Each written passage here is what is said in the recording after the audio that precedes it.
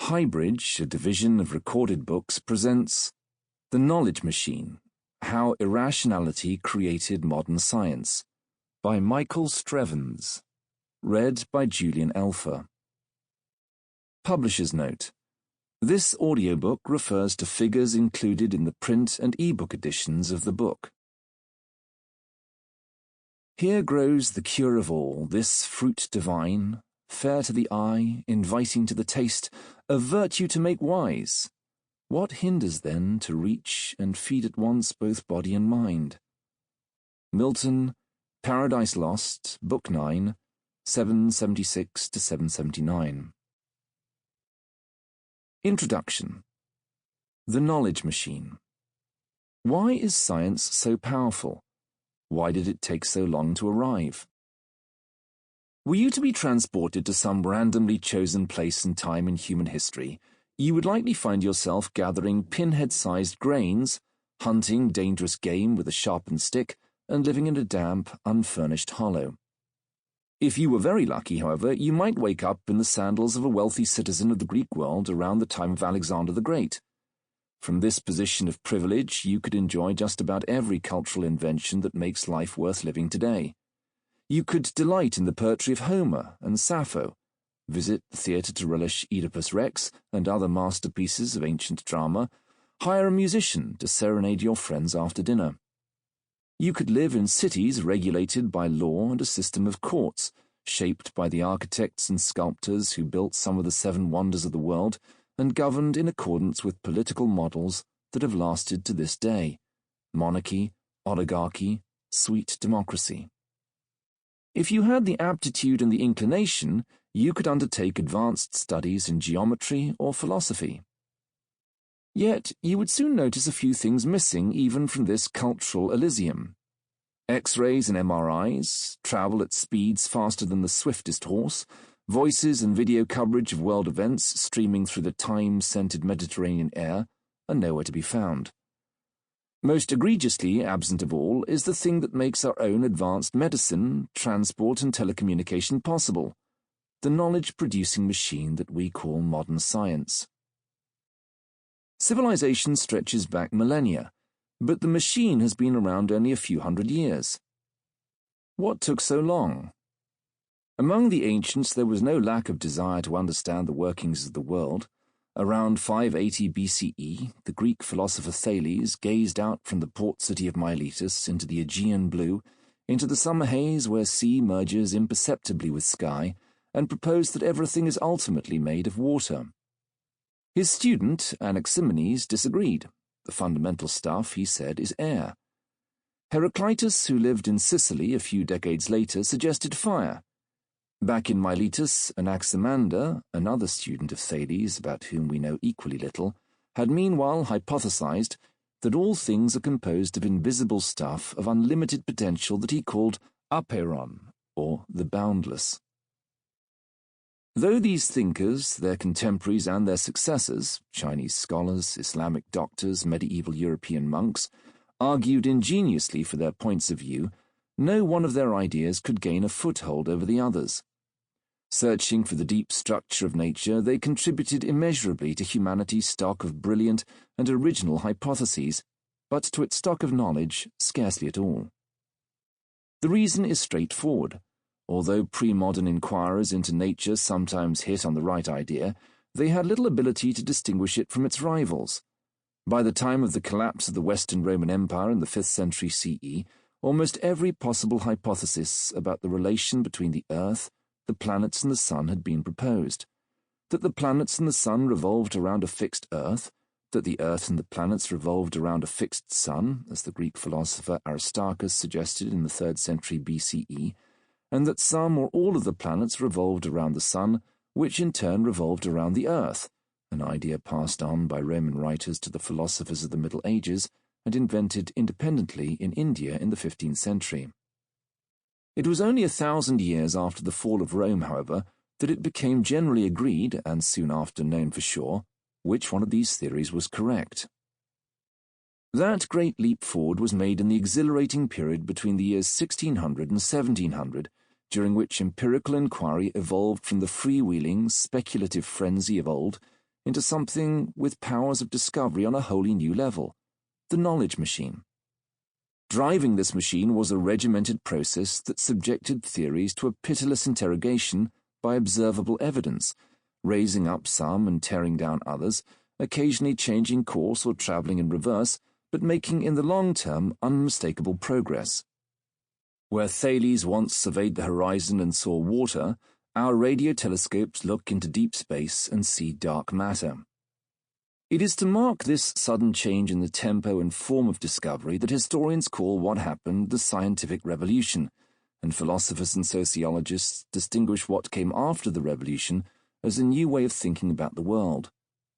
In so doing, they set modern science apart from what preceded it, that is, ancient and medieval science, or what is sometimes called, to emphasize the striking discontinuity, philosophy of nature or natural philosophy. The natural philosophy that came before the scientific revolution was not less creative than modern science, and as practiced by thinkers such as Aristotle, was no less methodical and no less concerned with the evidence of the senses. Yet something, it seems, was missing. For that extraordinary something, why the excruciating wait? Why, after philosophy and democracy and mathematics tumbled through the doors of the ancient thinker's consciousness in quick succession, did science dawdle on the threshold? Why wasn't it the ancient Babylonians putting zero-gravity observatories into orbit around the Earth, the Han Chinese building particle accelerators and the flat fields along the Yellow River, the Maya growing genetically modified corn in the Yucatan, the ancient Greeks engineering flu vaccines and transplanting hearts? Events such as revolutions and elections, declarations and emancipations occur at particular times and in particular places. But a non-event such as science's non-arrival happens, so to speak, almost everywhere. Modern science did not arrive in democratic Athens. It was not invented by Aristotle. It failed to develop in China 1,000 years ago, in spite of that nation's cohesion, scholarly tradition, and technological prowess. Neither Islamic nor European medicine succeeded in becoming truly scientific. The Maya, the Aztecs, the Incas, Goryeo-Korea and the Khmer Empire of Cambodia, the India of Maurya and Mughal empires, we marvel at their temples and pyramids, their rich traditions of theatre and dance. But these cultures, all wealthy, powerful and sophisticated, are equally non-inventors of science. The long absence of science is therefore not to be explained by some particular train of events or some specific mix of custom and circumstance. It spans democracies and theocracies, East and West, pantheists and people of the book. It seems to all the world that there is something about the nature of science itself that the human race finds hard to take on board. That, I believe, is the answer. Science is an alien thought form. To understand its late arrival on the human scene, we need to appreciate the inherent strangeness of the scientific method. The first step is to take a close look at the method, at the rules that drive modern science, and explain its fact-finding power. An easy task, you might think. The principles in question regulate science wherever it is found. Every university, every research facility, every industrial laboratory follows them. Go there, make a few queries. Scientists themselves will tell you what science is and how it functions. Yet it has turned out to be anything but straightforward to obtain a satisfactory answer. Some scientists say that the essence of science is controlled or repeatable experiment, forgetting that experiments are of relatively little importance in cosmology or evolutionary biology. Some say advanced mathematical techniques are crucial, forgetting that the discoverers of genetics, for example, had no use for sophisticated math. Some say what matters is observation. That is a big-hearted answer. It does not exclude whole branches of science like the other responses, but it is too generous. The ancient Greek natural philosophers sought to explain what they saw around them, yet for all their yearning to make sense of the observable world, they had not yet laid their hands on the secret of modern science. Carry out a poll of the scientific profession, then, and you will soon discover that although scientists know very well how to implement their methods, they don't know what it is about those methods that really matters, and why. What about other scholars who study the nature of science, the historians of science, the sociologists of science, the philosophers of science? You'll find no more agreement among them than you do among working scientists. Indeed, the question of the scientific method is one of the most difficult, most contentious, most puzzling problems in modern thought. The consequence is an argument that has sometimes smouldered, sometimes blazed for well over 100 years, the great method debate. Subtle, powerful thinkers have attempted to describe the scientific method and come to quite opposing conclusions. More perplexing still, many who have inspected science closely have concluded that there is no such thing as the scientific method. To the question of what is new about modern science, of what changed in the scientific revolution, they answer, nothing much, or as the sociologist Stephen Shapin has declared, there was no such thing as the scientific revolution. 3 centuries after Newton explained why the planets orbit the sun, the nature of science is, as the philosopher of science Paul Feyerabend has written, still shrouded in darkness. Into that darkness the knowledge machine will plunge, searching for illumination among the tangle of competing visions of and skepticism about the scientific method.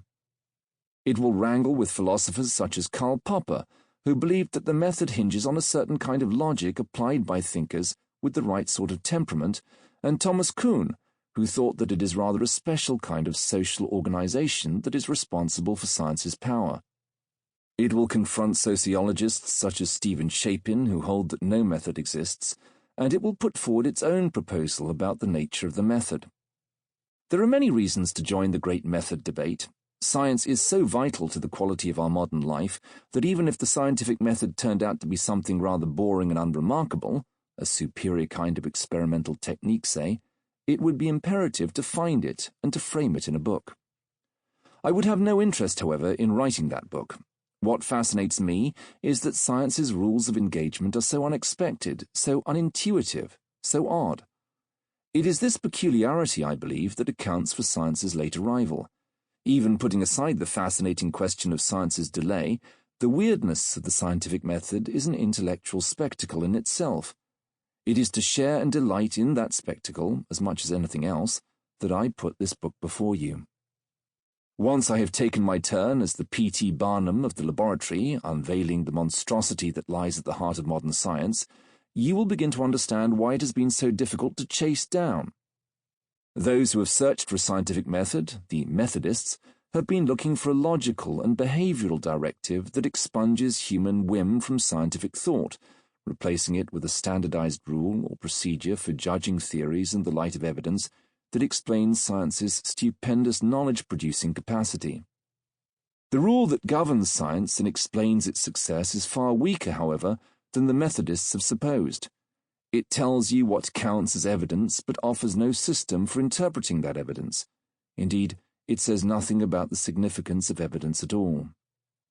Further, the rule does not reside where the Methodists have expected to find it, in scientists' heads.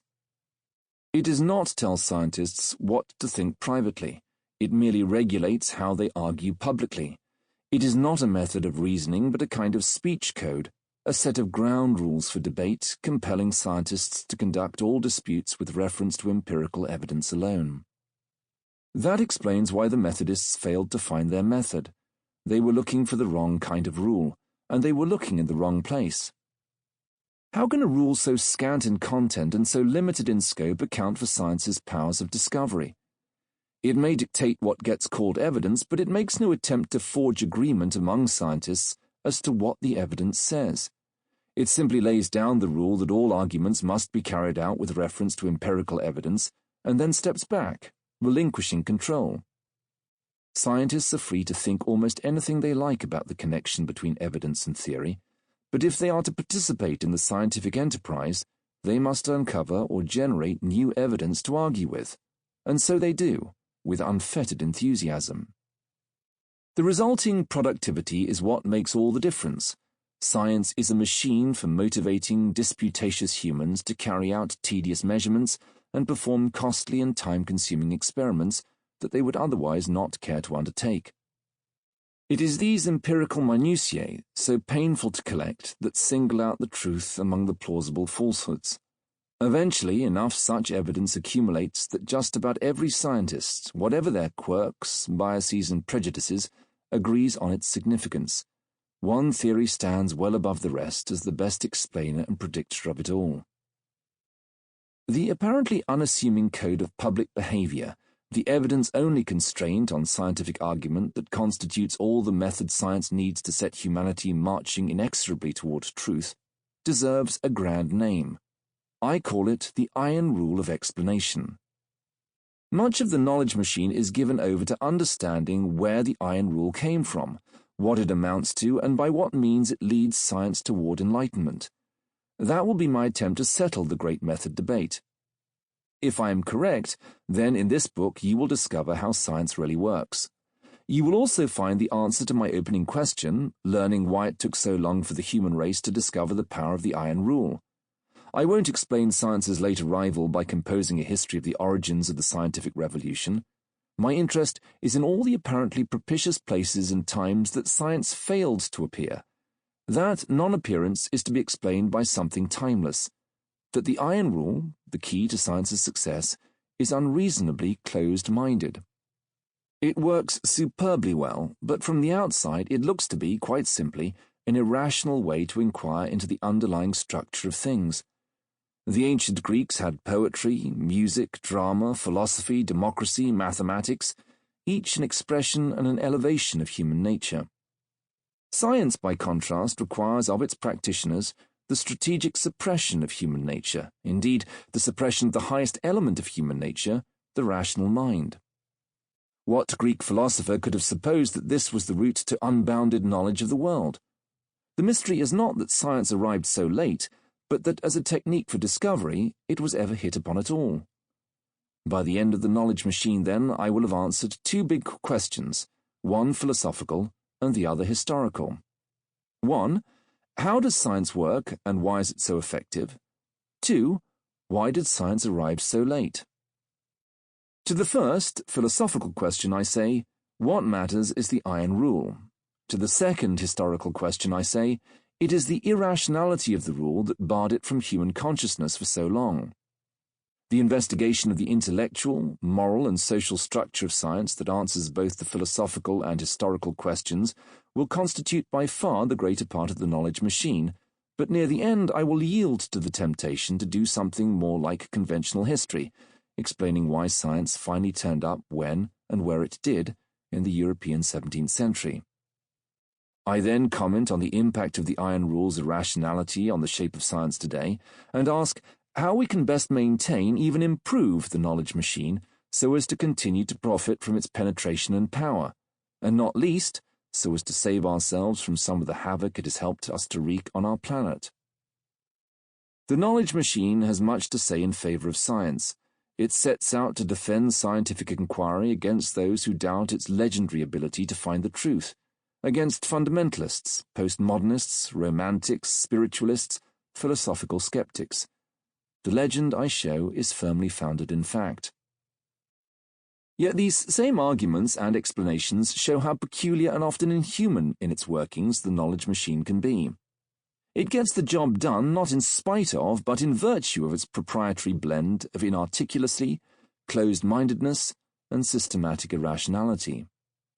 No wonder humanity was so reluctant for so long to pull the lever that brought it buzzing and spluttering to life. My story begins at the height of the great method debate, as the 20th century's two foremost philosophers of science, Karl Popper and Thomas Kuhn, lay out opposing visions of the mechanism behind science's knowledge-making capacity.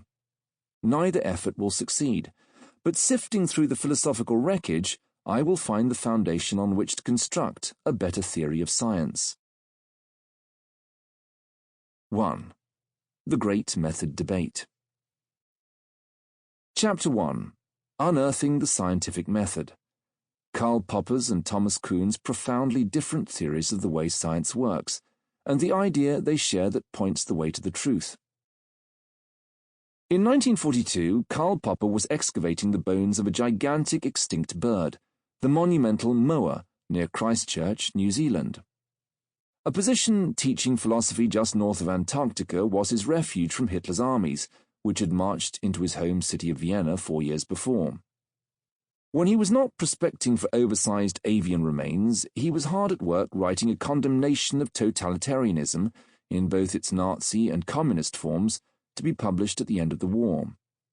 The 20th century's political and human chaos showed, Popper thought, that progress of any sort would be possible only through the vigorous exercise of the highest forms of critical thought, and for this Austrian refugee and Antipodean adoptee, highest of all was scientific inquiry, perhaps the only human activity, he wrote, in which errors are systematically criticized and fairly often, in time, corrected.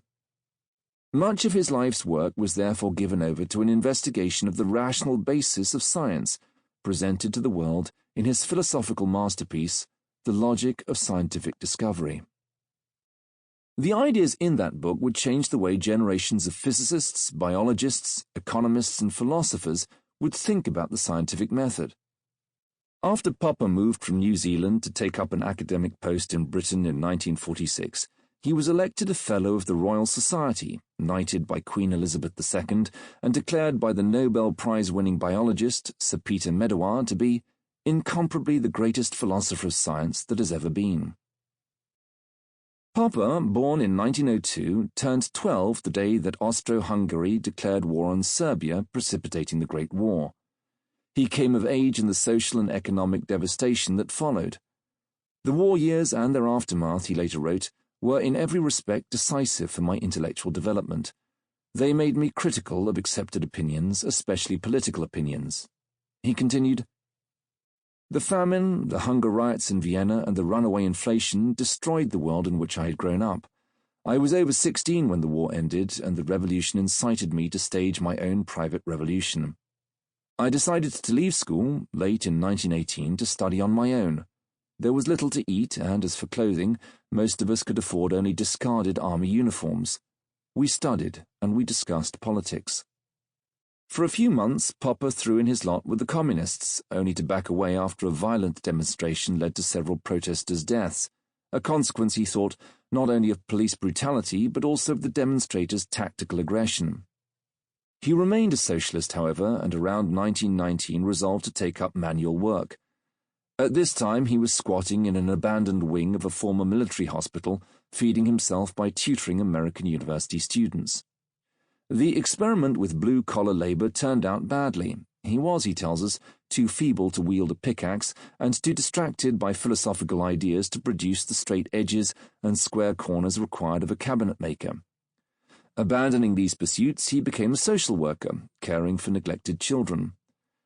Not much later, he left behind socialism itself, reasoning that while freedom and equality are both much to be desired, to have both was impossible, and in the end, freedom is more important than equality. In the same year, Popper heard Einstein lecture on his new theory of relativity. I remember only that I was dazed. This thing was quite beyond my understanding. But he was struck by Einstein's willingness to subject his theory to empirical tests that might disprove it. Thus I arrived by the end of 1919 at the conclusion that the scientific attitude was the critical attitude, which did not look for verifications but for crucial tests, tests which could refute the theory tested, though they could never establish it. In that single, emphasized word germinated Popper's greatest and most influential idea. The idea had its roots in a conundrum posed by the Edinburgh philosopher David Hume in 1739 in the first decades of the Scottish Enlightenment. Imagine Adam, mused Hume, waking in Eden for the first time, naked, alone, wholly unspoiled by knowledge of any sort. Wandering through the primeval woods, he makes some elementary discoveries. Fire burns, fruit nourishes, water drowns, or more exactly, he makes some particular observations. He burns his fingers in some particular fire, he finds some particular pieces of fruit from some particular trees nourishing, he sees some particular animal drown in some particular river. Then he generalizes, using all his newborn wit. Best you avoid getting too close to any fire, best to satisfy your hunger by eating fruit from that kind of tree, and so on. This sort of generalization from experience is called inductive reasoning, or for short, induction. What, Hume asked, justifies these generalizations? Why is it reasonable to think that merely because this fire burned you yesterday, it will burn you again today? It's not that Hume was recommending that you plunge your hand into the flames any time soon. He just wanted you to explain your reluctance. There is an obvious answer to Hume's innocent inquiry. Things tend to behave the same way at all times, at least most things, most of the time. Fire will tend to affect flesh similarly, yesterday, tomorrow, and next week. So in the absence of any other information, your best bet for predicting fire's future effect is to generalize from the effects you've already seen. The practice of induction is justified, in other words, by appealing to a universal tendency to regularity or uniformity in the behavior of things. Hume considered this answer and replied, "Yes, but what justifies your belief in uniformity? Why think that fire's effects are fixed? Why think that future behavior is in general like past behavior?" There's an obvious answer to that question too. We think that behavior will be the same in the future as it was in the past because in our experience it always has been the same. We justify our belief in uniformity then by saying that nature has always been uniform in the past, so we expect it to continue to be uniform in the future. But that, as Hume observed, is itself a kind of inductive thinking, generalizing as it does from past to future. We're using induction to justify induction. Such circular reasoning cannot stand. The snake in the garden swallows its own tail. There is no other route, Hume thought, by which inductive thinking might be vindicated. He was a philosophical skeptic. He believed that all those inferences that are so vital for our continued existence, what to eat, where to find it, what to pass over, are at bottom without justification. But like many skeptics, he was also a conservative. He advised us to press on with induction in our everyday lives without asking awkward philosophical questions. The English philosopher Bertrand Russell, writing about Hume 200 years later, could not accept this philosophical quietism. If induction cannot be validated, he wrote, there is no intellectual difference between sanity and insanity. We will end up like the ancient Greek skeptic who, having fallen into a ditch, declined to climb out because, for all he knew, his future life in the mud would be as good as, perhaps much better than, life above ground. Or, as Russell put it, our position won't differ from that of the lunatic who believes that he is a poached egg. For all that, there is still no widely accepted justification for induction. Popper saw no alternative but to accept Hume's argument. Unlike Hume, however, he concluded that we must abandon inductive thinking altogether. Science, if it is to be a rational enterprise, must not regard the fact that, say, fire has been hot enough to burn human skin in the past as a reason to think that it will be hot enough to burn skin in the future. Or to put it another way, the fact that fire has burned us in the past may not in any way be counted as evidence for the hypothesis that fire will be hot enough to burn us in the years to come. Indeed, science ought not to make any use whatsoever of the notion of evidence for. So there can be no evidence for the hypothesis that the Earth orbits the Sun, since that implies that the Earth will in the future continue to orbit the Sun. No evidence for Newton's theory of gravitation, no evidence for the theory of evolution, no evidence, in fact, for anything that we've ever called a theory. This might sound like just the sort of insanity that Russell feared, but Popper was no poached egg. Science, he thought, had a powerful replacement for the inductive thinking undermined by Hume. There may be no such thing as evidence for a theory, but what there can be, and here Popper recalled his youthful bedazzlement by Einstein in 1919, is evidence against a theory. If the redshift of spectral lines due to the gravitational potential should not exist, Einstein wrote of a certain phenomenon predicted by his ideas, then my general theory of relativity will be untenable. As Einstein saw, we can know for sure that any theory that makes false predictions is false. To put it another way, a true theory will always make true predictions. False predictions can issue only from falsehood. No assumptions about the uniformity of nature are needed to grasp that. If your theory says that a comet will reappear in 76 years and it doesn't turn up, there is something wrong with the theory. If it says that things can't travel faster than the speed of light and it turns out that certain particles gaily skip along at far greater speeds, there is something wrong with the theory.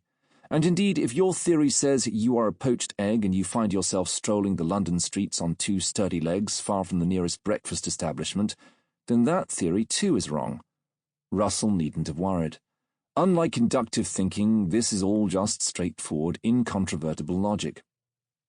Such is the logic, according to Popper, that drives the scientific method. Science gathers. Sample complete. Ready to continue?